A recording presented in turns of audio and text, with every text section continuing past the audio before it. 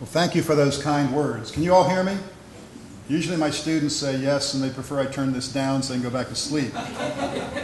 I'm here to speak today. You're here to listen. If you get done before I do, feel free to leave. Again, I'm used to that. Very nice introduction. In that, probably the most important word was emeritus. And for those of you who don't know Latin, emeritus is a Latin word that means senile. So keep that in mind when you listen today. The other is that I'm happy to admit that I was on the Obama transition team, but they've asked me to make it clear that I do not speak for them. My wife and I got to go to the inaugural ball, and they actually wanted to make sure I understood that I was not authorized to speak for them or to them. So when the President and First Lady showed up at the inaugural ball, I go, "Hi, Prez," and the Secret Service goes. So these are my thoughts, not theirs. I'm not speaking for them. We probably will get into a little bit of the FDIC stuff and the bank information today, and I'll give you a little perspective, what I assume that they're thinking about, and what I hope they're thinking about, and what I urge them to think about. But it's not a two-way communication, so I don't know if that's what they have in mind or what's going on. I just hope it is. I do have some good information for you today, some positive information. I'm going to talk about the state of the U.S. economy, where it's headed, and what this means for Ohio. That's the theme. First, this is a graph of real GDP, and for those of you who are not economists, GDP stands for gross domestic production. All the goods and services the U.S. produces in a given year. And it's produced domestically. So Honda in Marysville produces a car, that counts.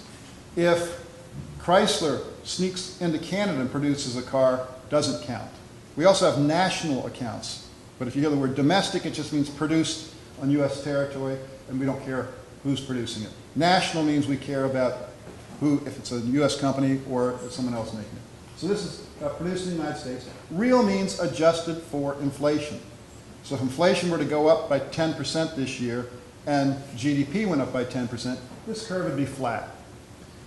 The most impressive thing about this chart is the remarkable growth we've seen for the last 60 years. Remarkable chart, unprecedented around the world, ever. And I show this chart to people in the news media. They literally don't believe it. By the way, the gray bars denote officially designated recessions. So that's times when this graph is not chugging along merrily upward. But I show them the current chart today. And they say, that can't be right. Every night on the news we report that the U.S. economy is collapsing. The facts of the matter are that we've only had 1 year in the history of the universe where any nation, including the United States, is produced at a higher rate than we're currently producing right now. Now, it's true we're not producing as well as we did last year, and anytime you slow down, there are going to be massive problems. I don't want to minimize that for anyone who's lost their job, any businesses that have suffered contractions, and so on. But the first takeaway from today is that we are producing at near record levels. It's almost like what we're doing to the OSU Buckeyes in football. Sure, you've been in a national championship game a couple times in the last 4 years, but you didn't win. All right? Just getting into that game is a remarkable achievement. It'd be nice if we won, and we hope we're going to win one of these years again. But the standard gets very high. Same thing in the United States. The expectation is that we're not just doing a little bit better, we're going to do a lot better than last year. So if we don't do a lot better than last year, that's big news. The other thing to know about this chart is that, let me run over here. From the early 80s, the last time we had a fairly serious recession, this rate of ascent is dramatically higher than has been the case historically, and it's dramatically higher than is sustainable. So for the better part of the decade, the problem that, for instance, Federal Reserve Board Chairman Alan Greenspan, the problem he'd been fighting for the last 20 years, he stepped down recently, but before that, was to slow down a runaway economy. We can only grow our economy about 3% per year, most years. 1% we get from increase in the workforce. 2% we get because we add productivity, or workers get better a little bit every year. But you add that together, 1% plus 2% equals 3%.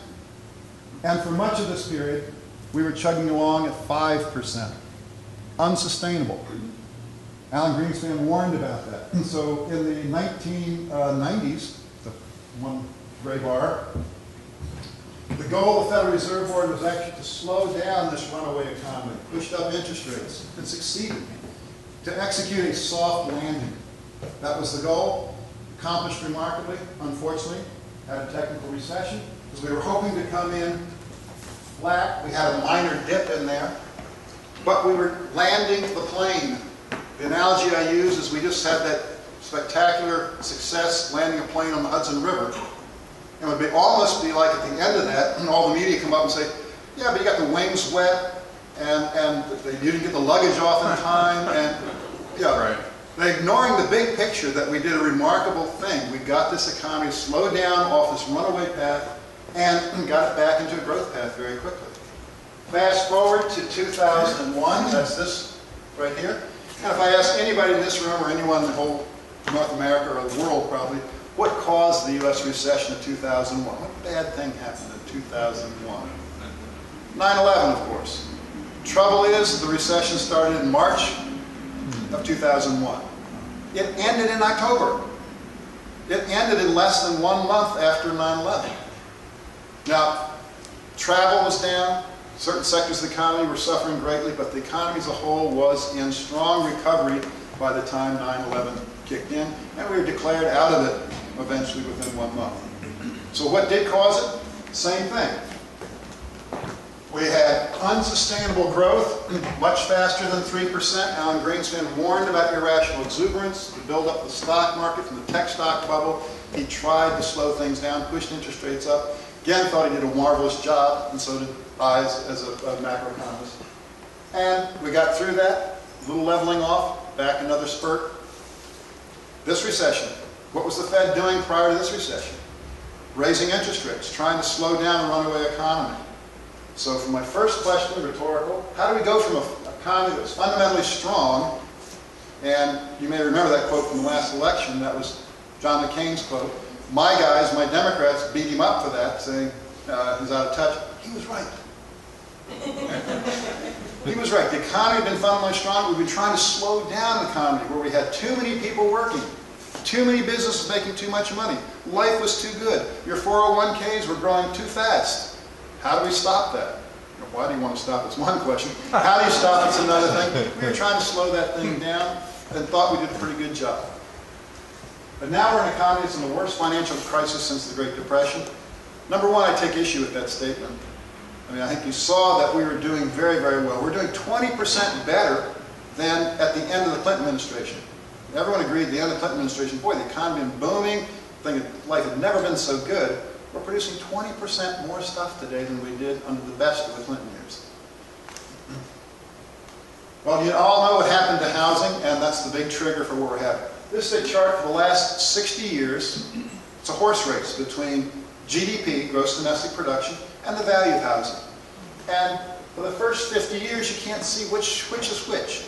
And that's the point. For the first 50 years of this chart, it's a dead heat. Housing and GDP almost identical, whether it's 2 trillion, 4 trillion, 6 trillion, 8 trillion. Then the last 10 years, you notice, hey, one of these is pulling away from the other. Guess which one made a break for it? Housing. By year 2007, housing's up to $20 trillion, GDP back at $14 trillion. And remember that GDP was on a runaway growth path of its own, growing faster than expected, faster than sustainable. So that horse is doing a great job. Housing was 50% beyond a normal prediction. There are other ways to look at housing. They're all going to tell you the same story. In that last 10 years, housing just got way out of whack valuation-wise. So you're a construction person building houses, and you can sell them for a lot more than it costs to construct them. What are you going to do? Steve, You're going to, yes. Are you willing to share this PowerPoint? Because I see a lot of people taking notes. Sure. And by the way, every one of these is coming from the Federal Reserve Board. So you can share them, my collection of them, or you can go on their own webpage. And they even draw the pictures. I did nothing other than just clip and paste them. All right. Down at the bottom it says, as determined by NBR in this case, but this is the data from the Federal Reserve Board itself. Great. We'll send it out if we have your email. If we don't, let us know.